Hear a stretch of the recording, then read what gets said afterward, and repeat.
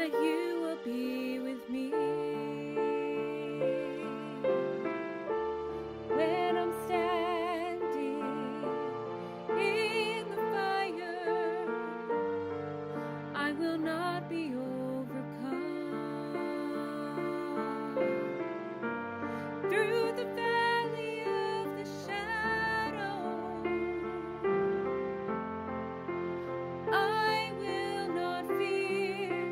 I am not alone. I am not alone. You will go before me.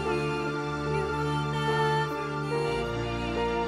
I am not alone. I am not alone. You will go before me. You will never leave me.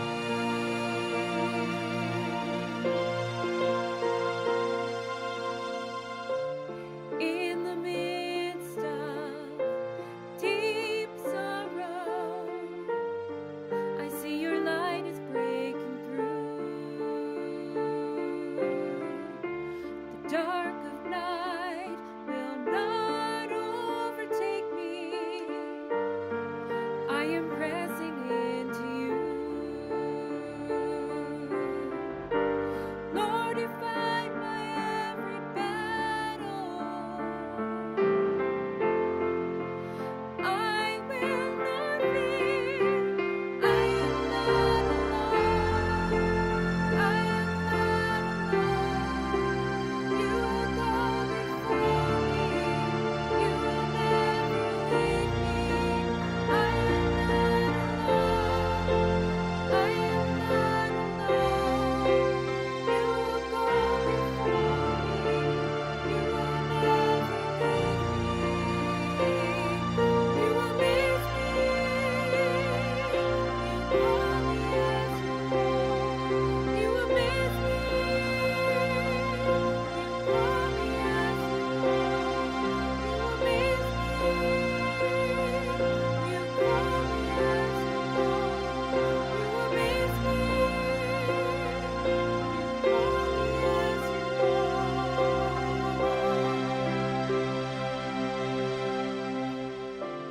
You're my strength, you're my defender, you're my refuge in the storm. Through these trials, you've always been faithful. You bring healing to my soul. I am not alone. You will go before me. You will never leave me. I am not alone. I am not alone. You will go before me.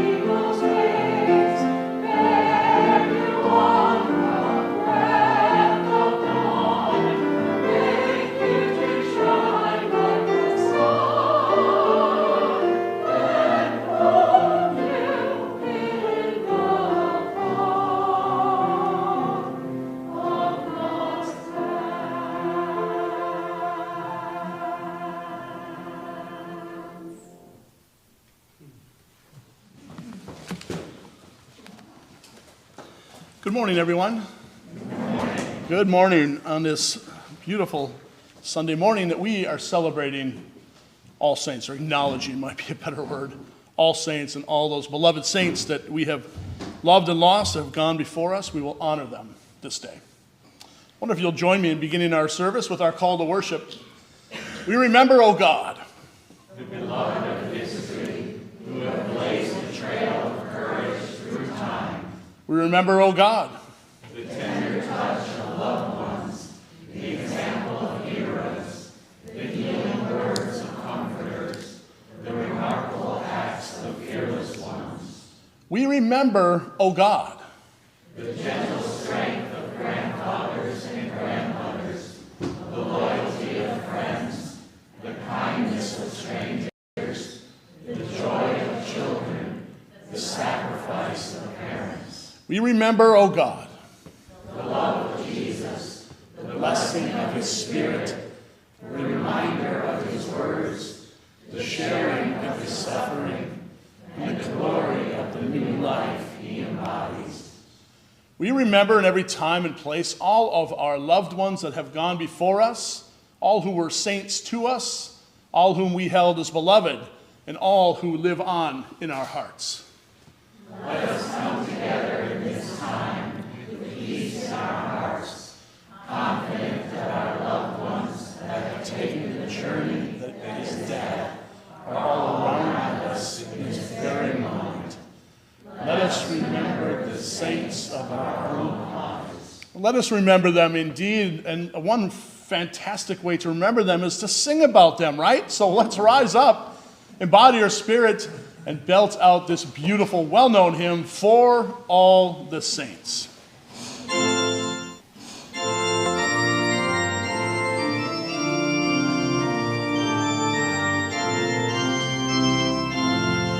Are you going to introduce Sunshine? On the second song, not the first.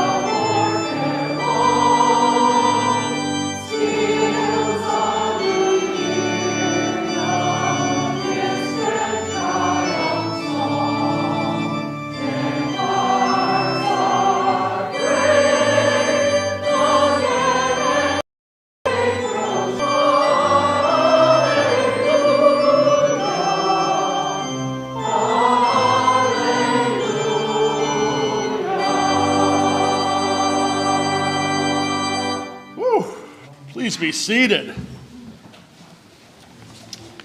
Wow. A dramatic way to open up a worship service, huh? Welcome, my friends, to Faith United Church of Christ on this very fallish day here in Florida. It's one of the 3 fallish days we get. And also a happy Halloween to all of you. Special welcome to any visitors we have with us today, either online, we welcome you, or in person here. We are delighted to have you with us. If you are visiting with us in person, go ahead and sign our friendship book, which we keep in the gathering space, right by the blue wall there. And we can keep you apprised of the many happenings we have going on by getting you on our email list. And if you're online with us, just go ahead and email the office at faithucc.org, and we will also get you on the newsletter list. We had a little bit of a chaotic beginning, but we got things rolling. I was thinking about it, and I was in the office. Yesterday, my wife and I spent most of the day watching Bands of America. This is something I never thought in my life I would do. Marching Bands of America, because Chloe was in a competition up in Tennessee. And I'm just amazed that because I was in my office, I'm thinking, I have 2 minutes. And I realized those kids, when they all come out with all their props onto those fields, they have 3 minutes to get everything set for what they do. And I thought, oh, we got this. These kids can do what they did last night. And Tarpon Springs did take first place, so I'm happy to report that. Really close, but they got first place, so we're really, really proud of them. All the kids. If you've never seen marching band stuff, it doesn't matter, first place, it doesn't matter. These kids, what they give, it's just amazing. And I'm just so proud of all the kids that participate in marching band. So there you go. We got our 2-minute stretch out of the way. So it's just so good to be here with you on this day that we remember our loved ones that we have lived with and lost and have journeyed into the death experience ahead of us. So it's a special day. And if you haven't had a chance to light a candle for a loved one, there's still some candles up here. You can come on up anytime during the service. We also have a really special video that Michael put together for us today that you have all sent in tons of pictures to be in this video. So that's why we were late, by the way. That's why we're late, by the way. We'll blame our Saints, right? We'll blame the Saints. Blame the New Orleans Saints. Oh, that's right. Aren't the Buccaneers playing the Saints today? Yeah. Oh, my goodness. Things are just coming together in weird ways today. So, yeah, and if you didn't get a chance to get a loved one in the video, just come on up and light a candle on their behalf. We will invoke their presence this day. Couple of announcements as we get rolling. Dunedin Cares Thanksgiving Challenge. Remember to keep bringing in your food. We got another 205 pounds in this week, which is great. Thank you to all of you. You can donate food. You can donate money, because $1 equals 1 pound. And I think we're still leading as far as the churches go. So we've got about 2 more weeks to really keep this going. So thank you for continuing your donations. And really, it's not about winning this thing, although that's kind of cool. It's about feeding. It's about feeding our sisters and brothers out there who are really struggling this holiday season. I don't know if you paid attention to the statistics at Dunedin Cares, but they're up hundreds % in visits from last year at the same time. So there is so much need out there. So keep filling up those bins and keep looking for your BOGOs. Annie Deshant, do we still have Annie Deshant tickets? Is Meredith in here somewhere? Yes, we do. We still do. We still have some tickets available. There you go. There's 2 right there. And also, I would like to encourage anyone who has reserved, who is here and hasn't paid, we're happily accepting. Okay. cash and check. So if you've got your name on a list and you haven't paid yet, please do so. If you'd like to go, it's this Friday. Holy moly. Wow. Annie will be right here on our stage with a couple of her musicians. She's open for Melissa Etheridge. She's a big-time Nashville singer-songwriter, so we're so excited to have her here and welcome her back to our church. $15 gets you in the door. We are limited, so if you want to go to this, today is your day to get your tickets. Should be great. Hey, poinsettias are back. How nice to get back to some kind of normalcy, right? I mean, there's a great crowd in here. This is kind of starting, I feel like things are coming back, and one of the things we used to love to do at Christmas and Advent Christmas, was to decorate our beautiful sanctuary with poinsettias. So I have sign-up forms on the back table in the corner, right by Kathy back there, and there's forms in a basket. Just if you do pay today, click the box, and if not, you can turn that in later. They're $11 a piece. You can choose between 3 different colors, and they will go to either in honor of or in memory of a loved one. So those are on the back table. On the other side of the sanctuary, over by where Gary's sitting, we have a letter, a really important letter. We need all of you to sign this letter. This letter is going to be sent to the Pinellas County Commissioners because they're going to be taking a vote November 9th to make Pinellas County 100% renewable energy, clean. We want to support this. Dave Eggers is the chair, and though he's sympathetic to this movement, forces can come into play, right? We know how politics works, pushing one person this way or that way. So we would want to let them know, the whole commission, that we as a faith community stand behind them in this endeavor, that we would love to see Pinellas County, which we are a part of, go 100% green energy by, I think it's 2035 for one phase and 2050 by another. It's good for everybody. So sign that letter. You'll see the type, sign all the way around it. Just get tons of names on there so we can send it to each of the commissioners. We'll make copies and send one to each of them this week so they know that we are watching, and we'll make some demands of our own. So please do sign that letter. I have a couple special announcements. We have one first from Marge Miller and Esther Tanner about the tea. Come on up.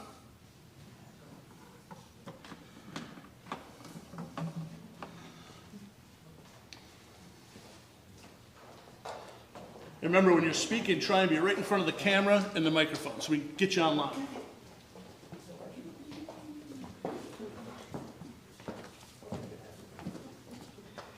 Good morning.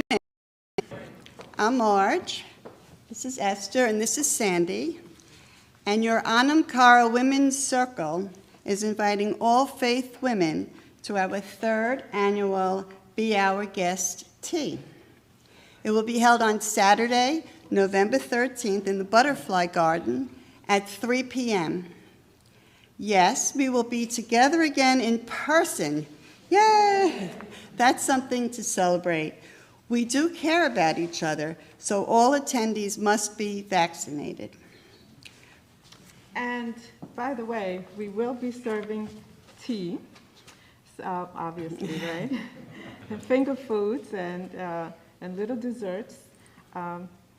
So also bring your own teacup, but it's really optional. And please, also optional, but do wear a hat. We are happy also to announce that we're going to have a songstress. Her name is Kathleen Fury. She will be here to entertain us in the garden. You're going to just love her. You're going to have a lot of fun. So please sign up in the space, the outdoor gathering space, or the indoor gathering space, I should say, and reserve your spot of tea, and let us know if you need a ride. Thank you. Thank you. I should have removed this. Too late. You get so accustomed to these things, you forget you have them on. That's great. Guys, you want to crash a tea? I'm just kidding. I'm just kidding. Now we're going to have a special announcement. If you have any questions on the tea, see any of the ladies in the red hats. How about that? I'd like to now invite up Michelle Friedman for a stewardship testimonial.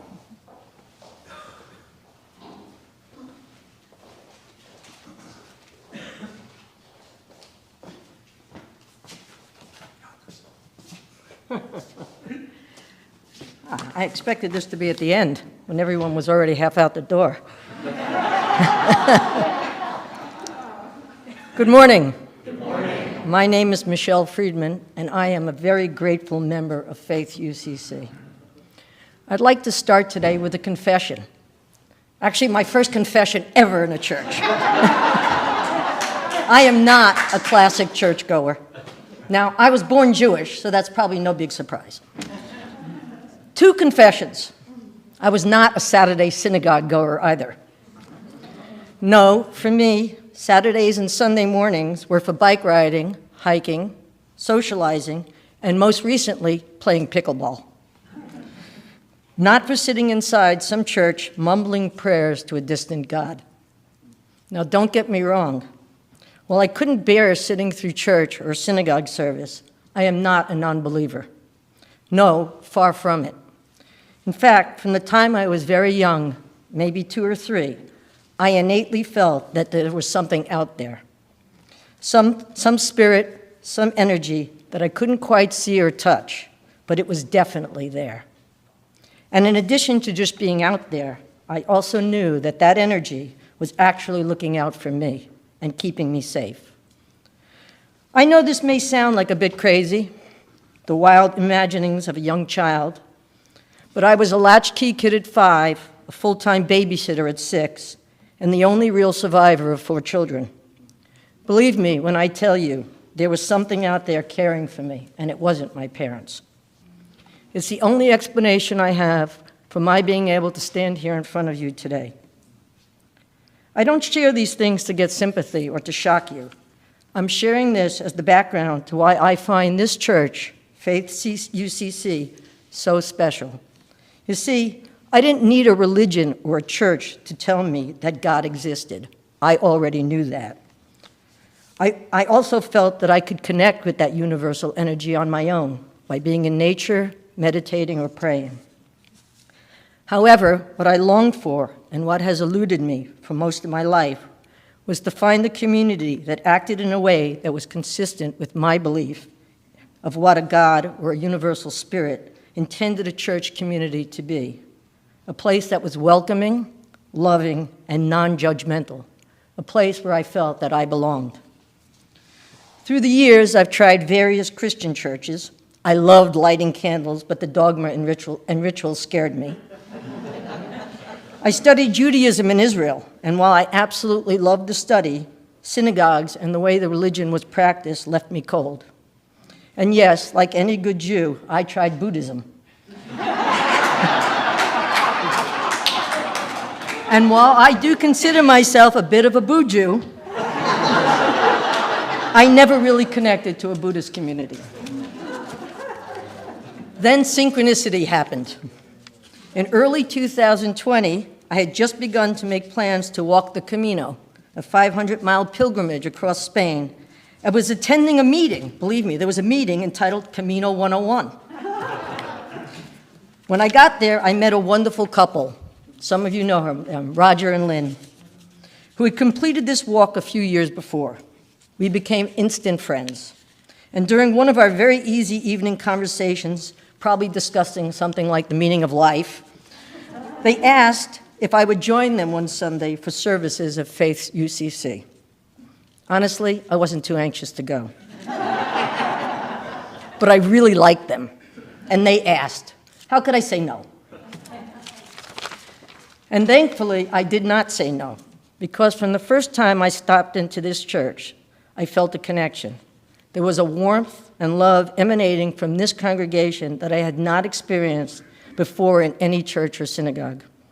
I believe Pastor Mike was speaking on some type of mysticism that I remember feeling very connected to. But mostly what drew me in was the loving energy that filled this room. I couldn't believe it. Truth is, the next week I snuck back in to see if it was real or just a fluke. I didn't tell my friends I was coming. I came in a little late, sat in the back, and left early. I left early so my friends wouldn't know I was there, and partially because to avoid Marge, who had cornered me in the parking lot the week before.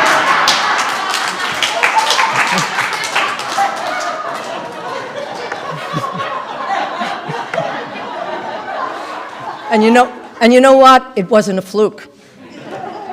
This place, this church is special. Well, you all know that, right? When I enter this church on a Sunday morning, I can feel the open-heartedness, the warmth and love that each of you brings to this special place.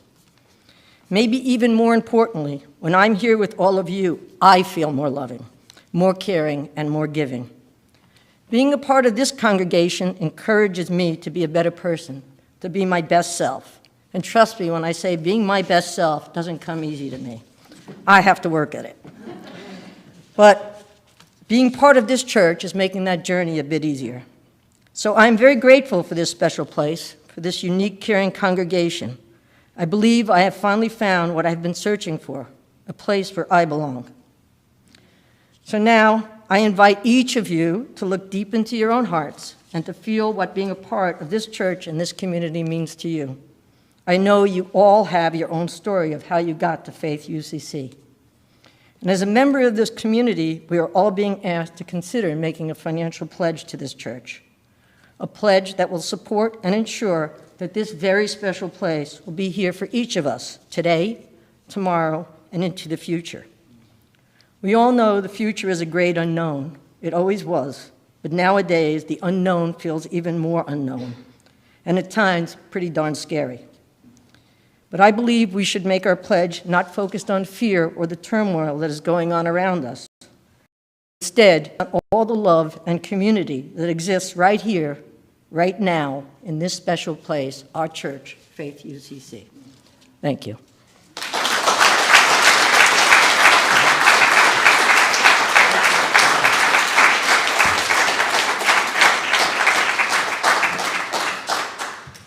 That was just powerful. I'm inspired. Who's inspired? Everybody inspired? Everybody's inspired. Wow. Thank you, Michelle. And who would have thought Boo Jew would ever have been uttered? In this very pulpit right here. It's the first pulpit. You've now heard it. The only thing would have made it better if you had Isaac on your shoulder when you did that. Awesome. Not if you were me, because you were bleeding. Okay. Thank you for those heartfelt words. And please, everyone, this is a year, I said it in the letter I wrote, on the newsletter this week, if you haven't seen it, take a look. This is a year we need to pledge. This is a year every person here can make a pledge. If it's $1 a week, or if it's $1,000 a week, we can all make a pledge, because what it means when we do that is we're all in this together. We're all in this together. And mentioned the scary times coming. We're in the midst of them, and I think there's some scarier times coming as well. And the world needs a place like this, and it needs your support so it can just thrive and be a refuge for whatever's coming at us, because we're in this together. So please, this year, of all years, consider making a pledge, whatever that pledge is. Just please join me, join Michelle, join Victor and Lucas that spoke last week, and all the rest of you that are pledging and making that pledge. Thank you. A couple of concerns, my friends. Continue to hold Dawn Jablonski in your hearts and prayers. She's still hospitalized, last I heard, and she's in for a long road of some health challenges. So just hold her in your prayers. Her dad is great about filtering some information out as he can, but he just said, hey, she knows that we're thinking about her, that we love her, and so just keep holding Dawn Jablonski in your hearts and prayers, and hopefully sometime soon we'll see her here again with us. Also hold Rob Kurtz, that's Rosemary Randall's son. He's dealing with some pretty serious health issues in this time. He lives in Boulder, Colorado. Rosemary, I know you're on with us right now, so tell your son that we are thinking about him and holding him and your family in our hearts and our prayers. And also Leslie Kowalski. Is Leslie here today? I don't think she is. She's at home, yeah. Yeah, Leslie was hospitalized for a couple of days with some real pain. She is at home, doing better, but still just not back to full strength. So Leslie, if you're on with us, we're thinking about you this day as well. And also I got a note from Barb Turner Delisle last night for prayers for her sister Cheryl, who has had a reoccurrence of cancer in a couple of different areas. So prayers for Cheryl, for Barbara, and for your whole family. A couple of notes here from Tammy Jackson, a couple of concerns. Friend Tara Greenwald, the death of her brother Andy Christian.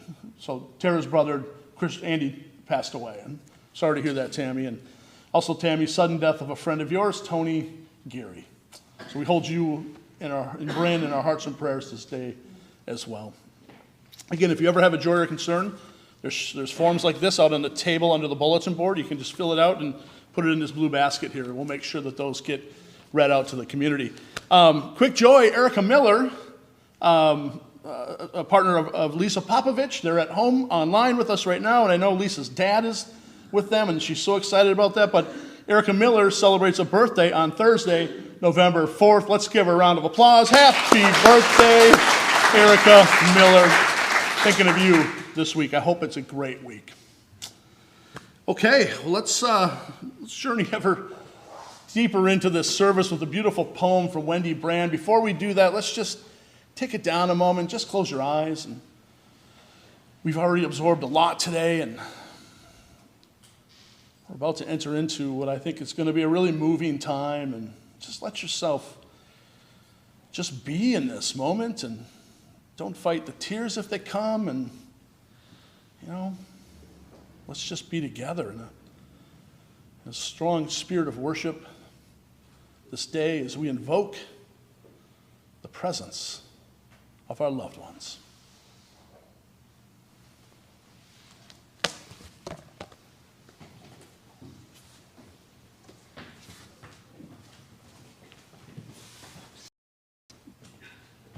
Vertigo is not fun. This was written in honor of my friend Ronnie.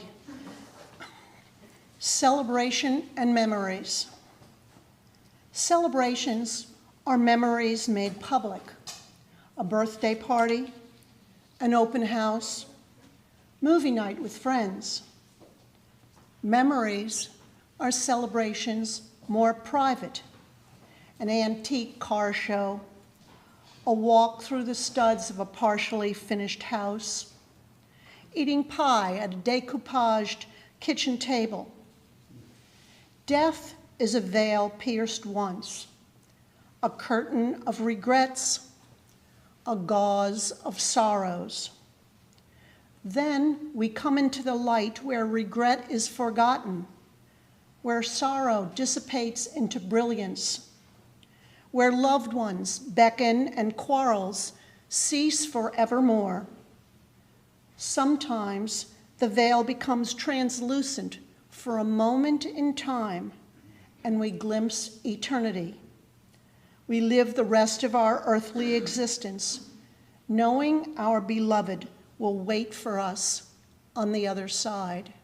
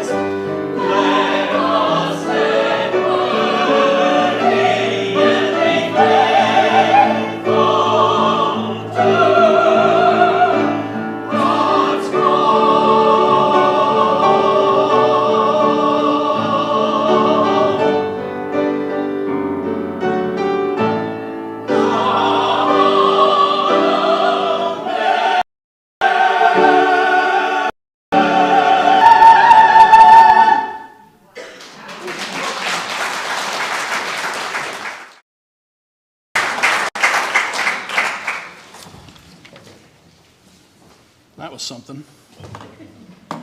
special. Our first scripture reading today comes from Isaiah 25, 6 through 10. On this mountain, the Lord of hosts will make for all peoples a feast of rich food, a feast of well-matured wines, a rich food filled with marrow, of well-matured wines strained clear.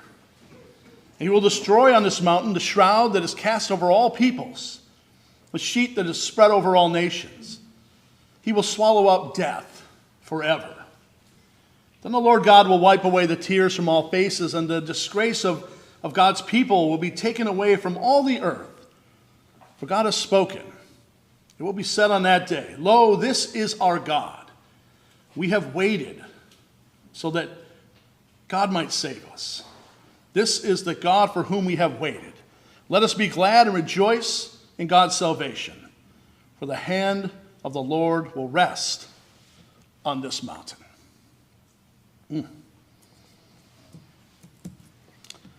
Our second text comes from the Apostle Paul, from his first letter to the Corinthians, chapter 15, verses 50 through 55, and you know it. It's so beautiful. "What I am saying, brothers and sisters, is this: flesh and blood cannot inherit the kingdom of God, nor does the perishable inherit the imperishable. Listen, I will tell you a mystery. We will not die, but we will all be changed. In a moment, in the twinkling of an eye, at the last trumpet. For the trumpet will sound, and the dead will be raised imperishable, and we will be changed. For this perishable body must put on imperishability, and this mortal body must put on immortality. When this perishable body puts on imperishability, and this mortal body puts on immortality, then the saying that is written will be fulfilled.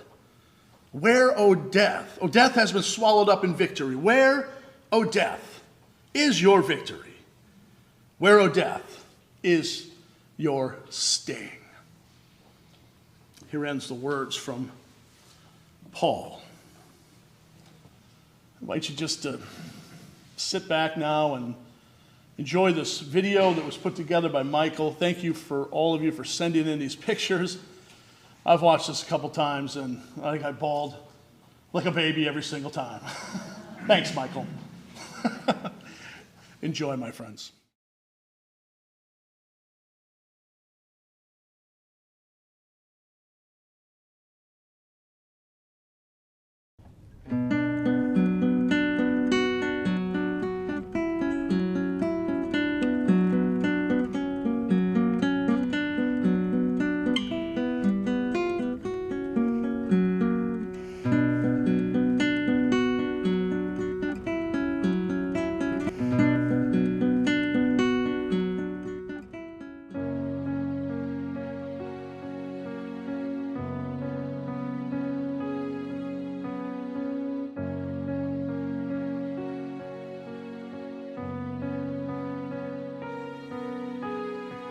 Who can say for certain?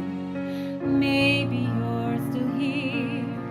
I feel you all around me, your memory so clear. Deep in the stillness, I can hear you speak. You're still an inspiration. Can it be that you are my forever love, and you are watching over me from up above?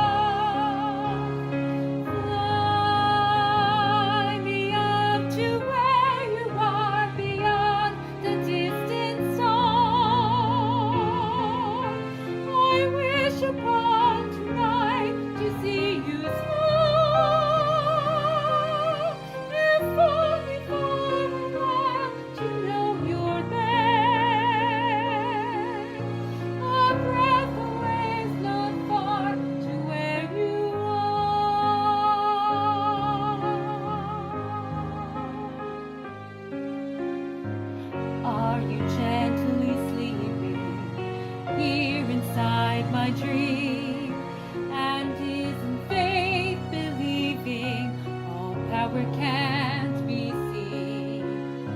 As my heart holds you just 1 beat away, I cherish all you gave me every day, 'cause you are mine forever long, watching me from up above. And I believe that angels breathe, and that love will live on and never leave. Fly me up to where you are, beyond the distant star. I wish upon tonight to see you smile, if only for a while to know you're there.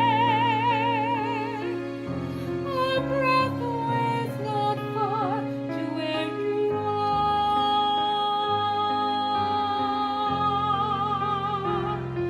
I know you're there. A breath away is not far to where you are.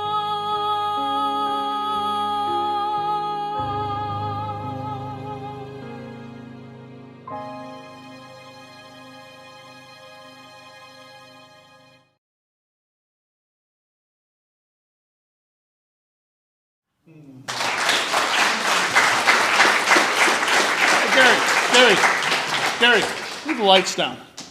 Kind of like the ambiance. Thank you, my friend.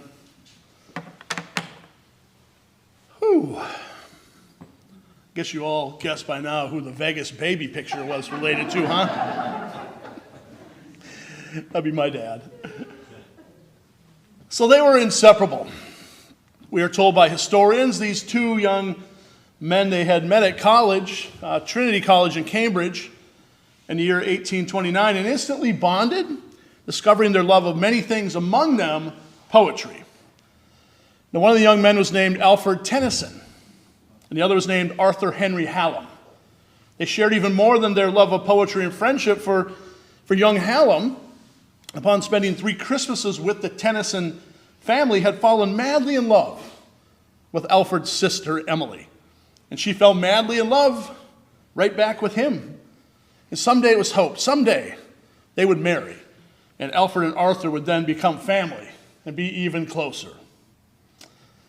Fast forward just a few years to 1833, and Arthur Hallam had just spent some time again with that Tennyson family, and then he departed with his own father to go to Vienna to spend some time with his dad. And here in Vienna, he became very sick, though he seemed to recover after a few days of bed rest. The story goes he felt strong enough one day then to go in Vienna to go out for a walk with his father, and they went out and they walked for a ways, but then he felt tired, so he thought he'd just go back and read a book by the fire while his father continued on his walk. So his father did walk a little longer and came back to the hotel, and he found young Arthur asleep by the fire, a book in his hand, or so he thought he was asleep. But he quickly realized that Hallam was not sleeping, but he was actually dead on the chair by the fire. Apparently he had not gotten better, and he died of a stroke at such a young age. So back at the Alfred Tennyson's household, Alfred and Emily were eagerly awaiting news of when their beloved friend, when he would return to visit with them. They were so excited. But instead a letter arrived from Arthur's uncle with the tragic news that Arthur had died. So Alfred and Emily were just devastated by this news of the death of their friend and future husband and brother-in-law. Their grief raged over this loss. Emily tried to go on as best she could to pick up the pieces of her shattered plans and her now altered future. She dealt with her grief in her own way, but Alfred would later go on to be awarded the title, you know him, Lord Alfred Tennyson, right? As a revered poet. Well, he would spend the next 17 years of his life after that death writing about the experience of the death of his dear friend and the grief that he experienced along the way. 17 years. And it's one of the longest poems. It's like 723 stanzas. But it is profound because of the sheer honesty and rawness of the grief that he was feeling and that he imparted through its words. And in the end, though many don't know this poem's by title, it's called In Memoriam AHH. Anybody read it? He dedicated it to his friend, Arthur Henry Hallam. That's the AHH, and his sister Emily. But most of you know one particular line that stands out like it might be Shakespearean in scope. In fact, it's often thought to have been written by the hand of Shakespeare himself. It's been used in movies, you've seen it. It's in stanza number 27. I've told you this before, but it's such a beautiful line. It's a hallmark of my life. It goes like this. I hold it true, whate'er befall, I feel it when I sorrow most. 'Tis better to have loved and lost than to never have loved at all. 'Tis better to have loved and lost than to never have loved at all. In those two powerful lines, Lord Alfred Tennyson summed up the essence of the human struggle when it comes to losing those we love, and how it takes courage to truly love, and a willingness to risk the vulnerability that comes with the deaths of those that we dare to love. In the end, he is saying the courage it takes to love, even in the face of loss, is deeply worth it. It's worth the pain. It's worth the tears. It's worth the grief. It truly is better to have loved and lost than to never have had the experience of that person in your life and in your being. And you are forever changed by the experience of those that you have loved and lost. And in the end, regardless of the grief, for me, the risk is worth it for what that love means to our lives. It is better to have loved and lost than loved at all. Of course, I'm recounting this to you today because we are remembering and celebrating the lives of the saints that we loved and lost, those that have merged into the thin place between creation and eternity before us, a journey that we will all take in our own time, in our own unfolding journey. Now, truly, in one form or another, we have all loved, right? I think I can say that about every one of you. We've all loved. We have taken the risk and given the whole of our being to someone who has died. And many of us, likely all of us, have had our hearts broken, like young Alfred and Emily on the death of their beloved friend. And many of you sent in those pictures of your beloved for our video, and their countenances appearing on the screen above us. Or many of you lit a candle in memory of a parent or a child, God forbid, or a sister, a brother, a spouse, a friend, a distant family member, a beloved furry or feathery friend. And I hope you can hold Alfred's famous line close to you as you remember them on this All Saints, All Souls Day. I hope that maybe this day can bring a smile to your lips of all that they meant in your life and how they helped to make you who you are and how they still live in you in all you do and all you are today, even long after their passing. When reflecting on a day like this, a heavy day, All Saints, All Souls, and invoking our beloved saints that have gone before us, I am hard-pressed to find any more fitting text than the one from Isaiah. It is, for the lack of a better word, just stunning. Stunning. It is stunning in its imagery and in its intimacy. It's stunning in its hope and a future free of grief. I mean, think back to that metaphorical vision you heard, the stability of the mountain imagery and this mystery we call God, envisioned as our refuge, or a shelter in the storm, shade from the heat. God is busy in this scripture, refreshing and and restoring and preparing a feast with choice foods and well-aged wines. That's not why it's my favorite. In the most powerful of lines, we are told God will swallow up death forever. A bold statement for the future, and in perhaps really the most intimate interconnection with God in the entirety of the Bible. God, we are invited to imagine, will wipe the tears. Think about that. Wipe the tears from all faces. Imagine God just wiping the tears from your face. And bringing restoration, joy, and peace. As a metaphor for the death experience, it really doesn't get any richer than that story from Isaiah. Paul, in fact, even took this reading from Isaiah, and he built upon it for his own community, some 800 years or so later, with his brilliant and passionate oratory from 1 Corinthians that we heard. I love this reading. Listen, I will tell you a mystery, Paul writes to his struggling community at Corinth. You will not die, but rather you're going to be changed. He offers this community comfort born from the experience of probably from that strange vision that he had of Jesus one day on the road while he was out traveling. Something in him changed that day, and it led him to shift his entire life to talking about the radical transformation that awaited us upon death. Now think what you want about our friend Paul. I know some of you have some strong feelings. But the legacy he left us through his unwavering passion for resurrection, or the eternal nature of our journey and its transformation, well, that's just something to celebrate. And he left us hope with his words that this life, no matter how little we understand it, it's not the end of our journey. It's not the end of our journey, but only a stop along the way. He calls it mystery. I call it truth, although I love mystery too. In fact, the authors of Isaiah and Paul were both using the language of their times to speak to the unfathomable mystery that death and transformation are, and the mysterious nature of God right there in the midst of that experience. Whether the death is of our own being or the being of someone that we have loved and lost, well, that just doesn't matter. Something incredible is taking place. And this mystery that we call God is right there in the middle of it. Inseparable.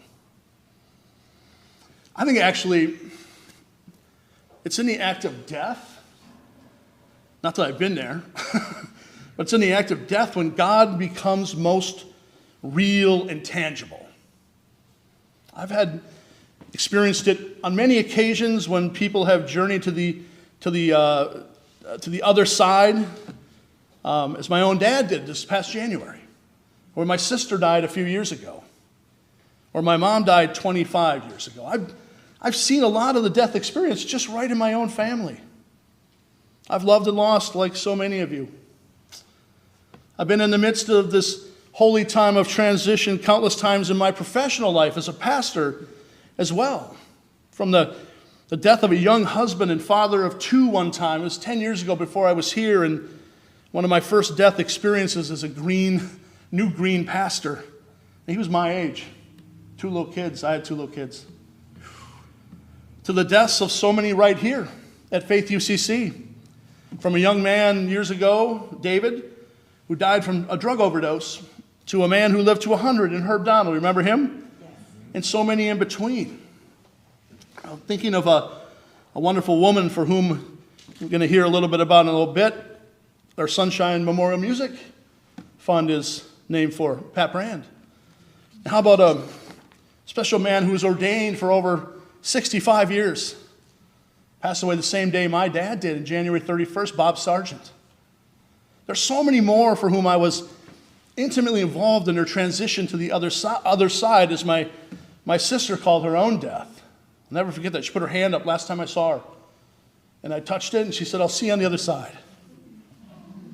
And she was already there in each place. It was amazing. I'll never forget that.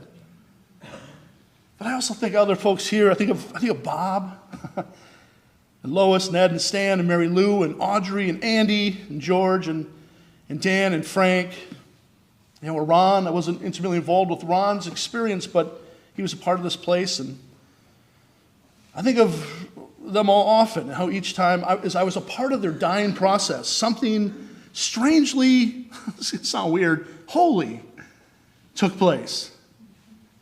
As a person I had gotten to know, crossed the realm from this life into the mystery that is awaiting us. Wow.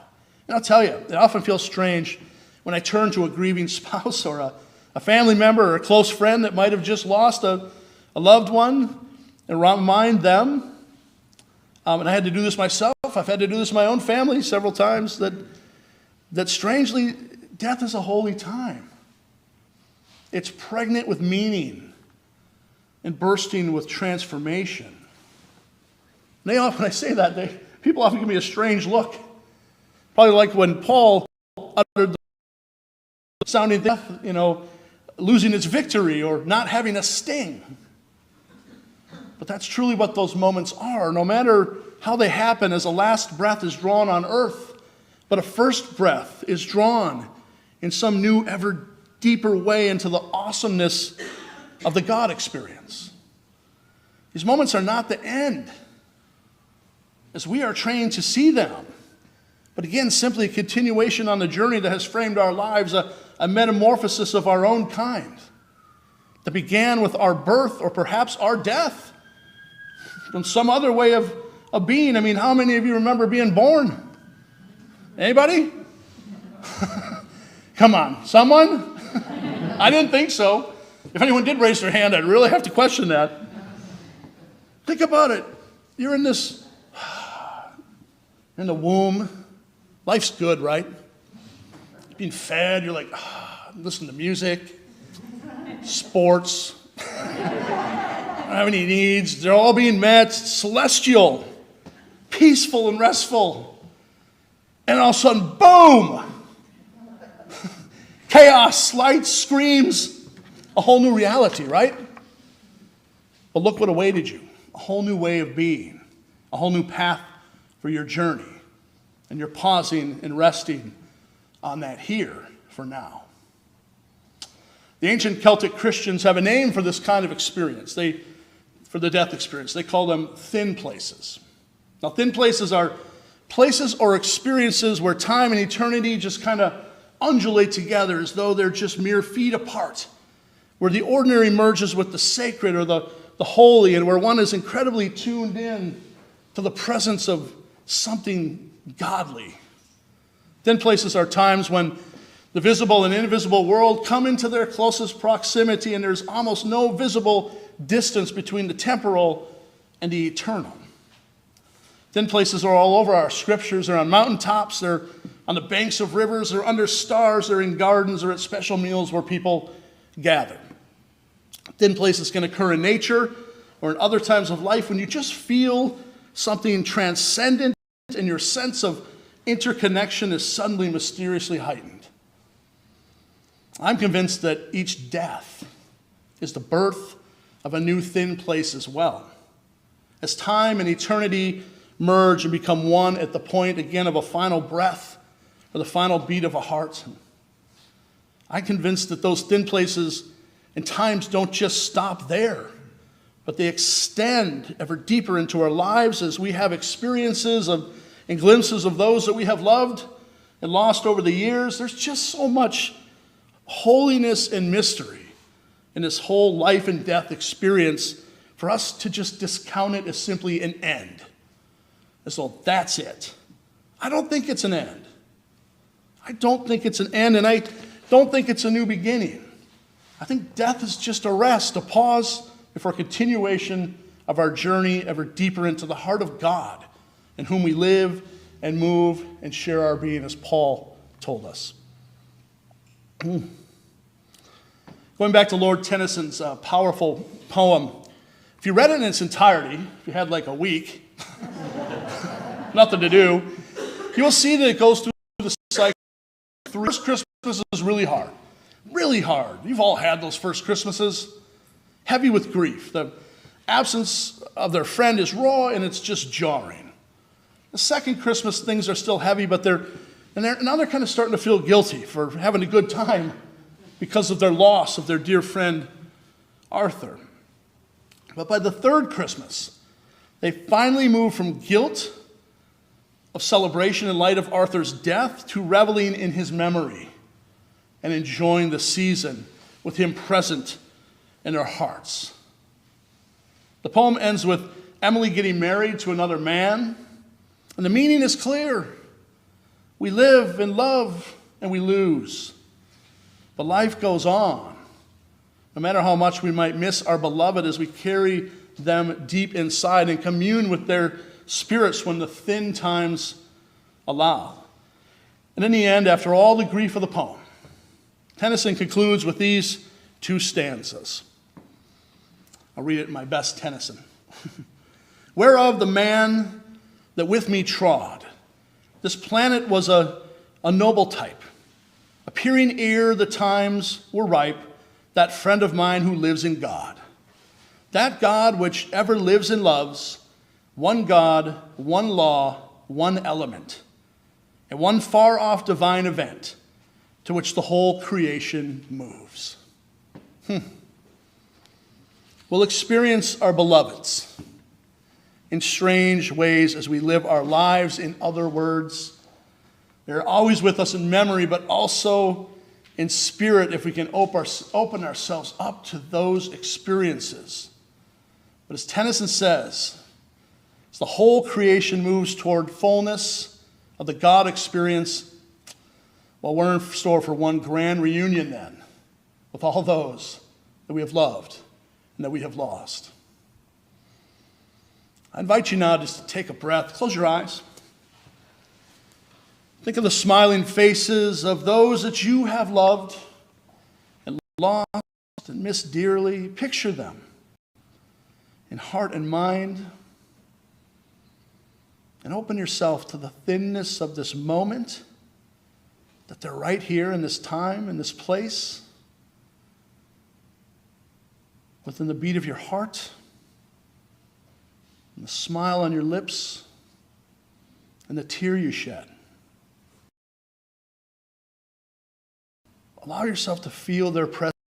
Trust that with thinness, not just from time to time, but all the time. We'll realize that death is nothing like what we thought it was. Peace be with you this day and always as you kindle warm memories of those that you have loved and lost until someday they greet you again in spirit and continue your journey. Amen.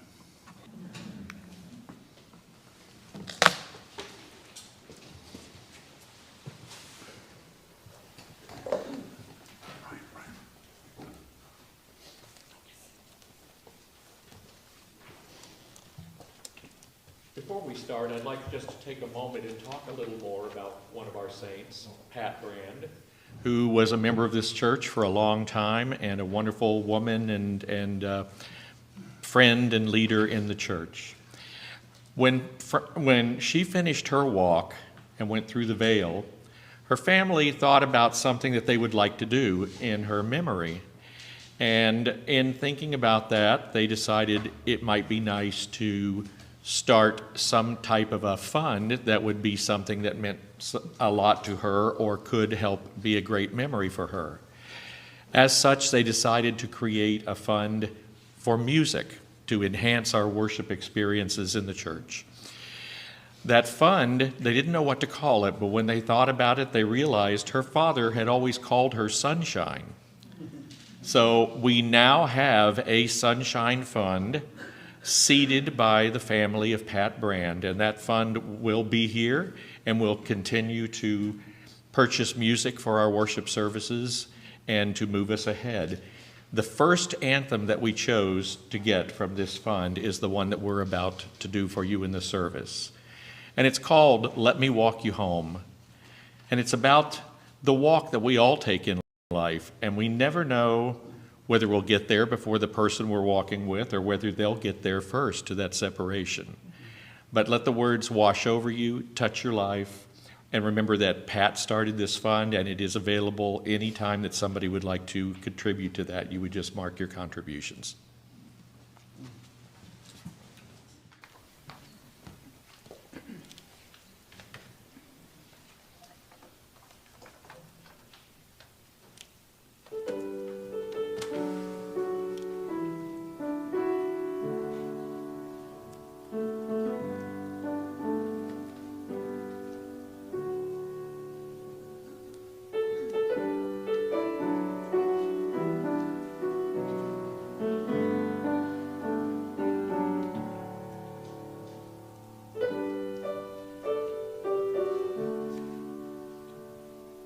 Maybe we've got years to go, or maybe time is short.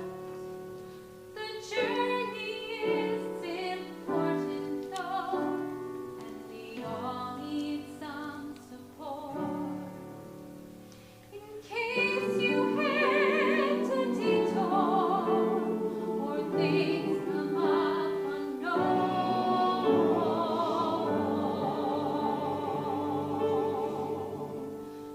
need someone to hold the light, 'cause not all roads lead to Rome.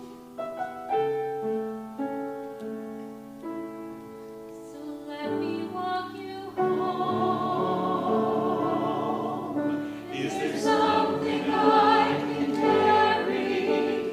Your burdens temporary, but they're heavy for today. Let me walk you home. Sun is getting lower, and the dark is getting closer. And before we know, the time has flown. So let me walk you home.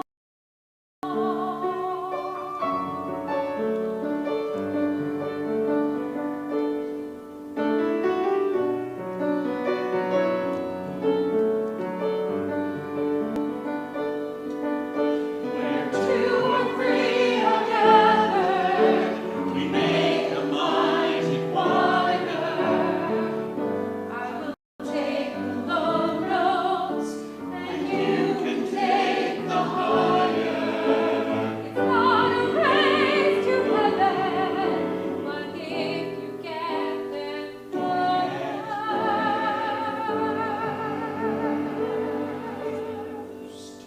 I'll hand you on to God's love, and I'll sing another verse. I'll sing another verse.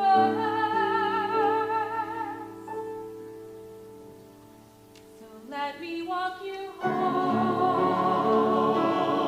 Let me walk you home with God's love is running out to meet us. His smile lights up the way. Let me walk you home.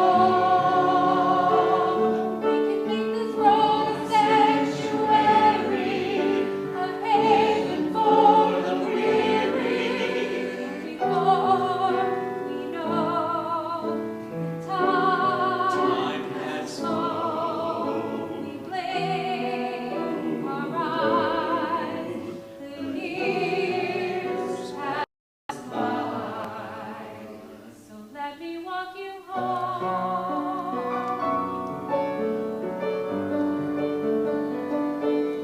Let me walk you home.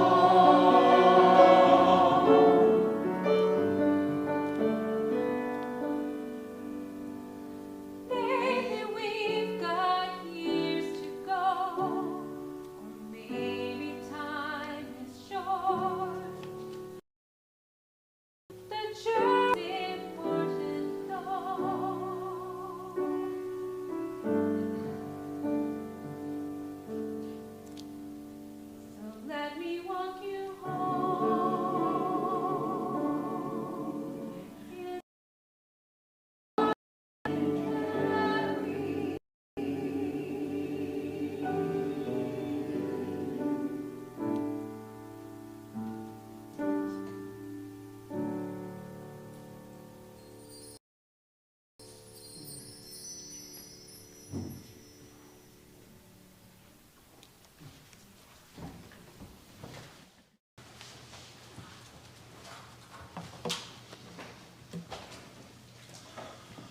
Thank you, Brand family, for making that anthem possible and the many more anthems we're going to be purchasing in honor of your mom and in honor of Sunshine.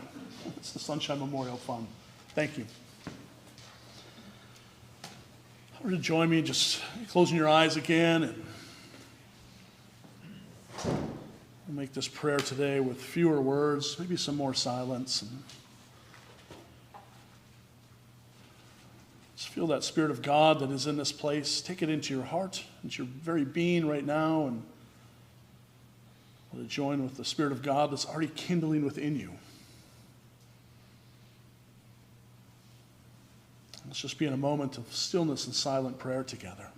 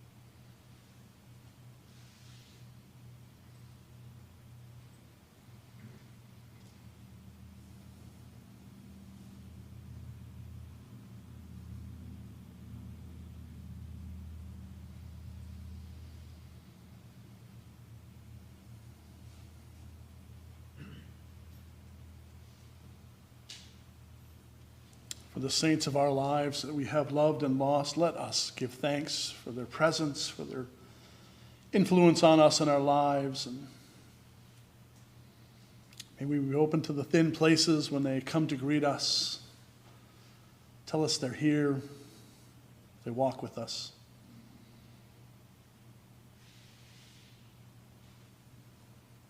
Let's also give thanks for a community to support and walk our journeys with us in love and in presence.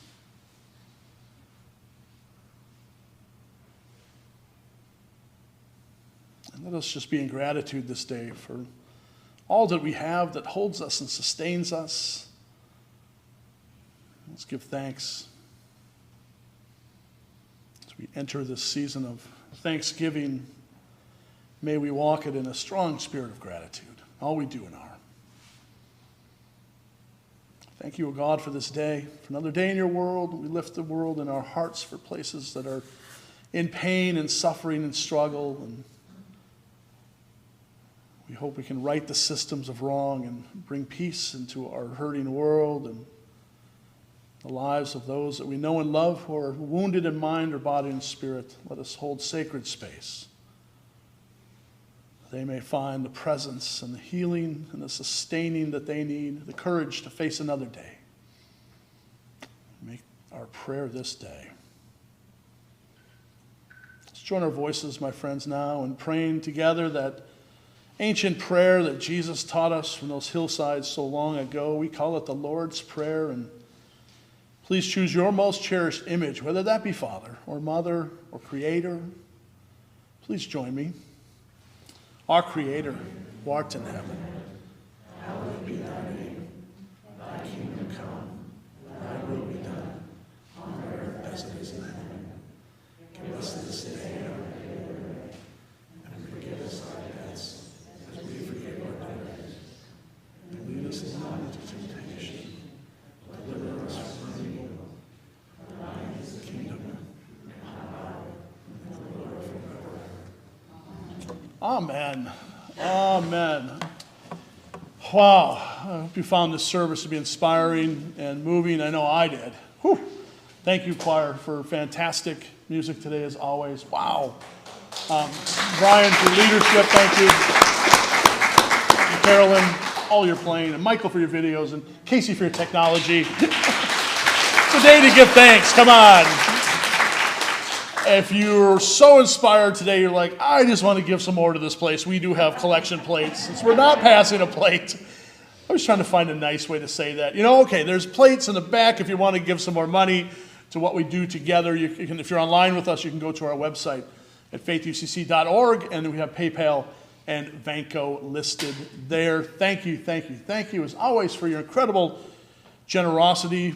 Without you, we wouldn't be here doing the things that we're doing out there. So thank you, thank you, thank you. I wish you a blessed Halloween. Is anyone going to dressing up as any crazy costumes today? No? No one wants to. Oh, we got Bryn. Okay, all right. A couple of costumes. Yeah. I was trying to think of some creative ones, and maybe going like Joe Manchin and have 199 other people just chasing after me. Or no, I'm afraid they're wrong. I go as a man with 99 people chasing after me. I go as Joe Manchin, something like that. I come up with some good ones. So we try. I wish you a blessed Halloween, and more importantly, a blessed All Saints Day. Have fun today. Take in the Bucks game. Hand out some candy. Better yet, take in the Minnesota Vikings-Cowboys game tonight at 8:20 on NBC. I just wish you a blessed day and a wonderful week. We'll make this a great month of gratitude. And my biggest gratitude is being here with you every Sunday morning. Thank you, thank you, thank you. My friends, let us rise up, body or spirit, and sing our way out of here. Let there be peace on earth. And let it begin with us.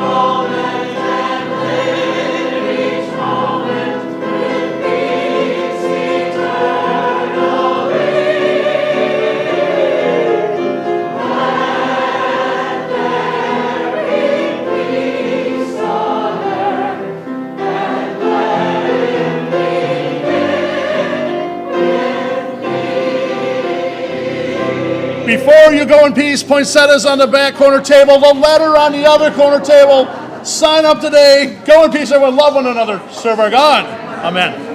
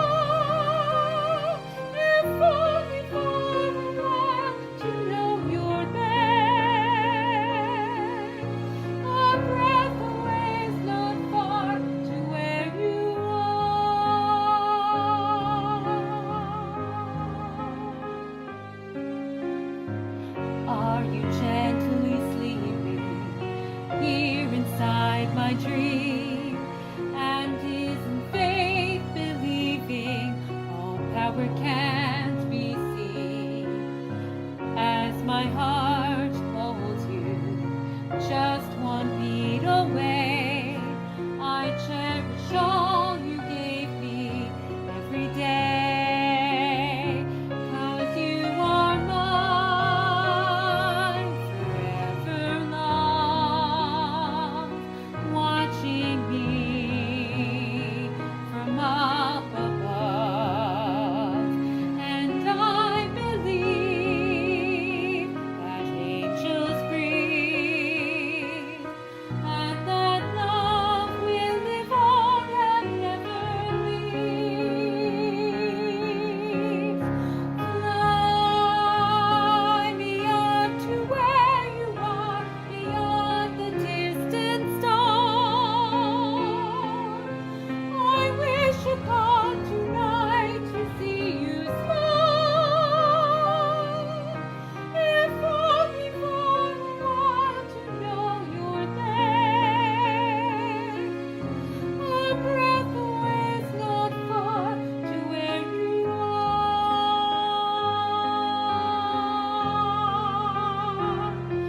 I know you're there. A breath away is not far to where you are.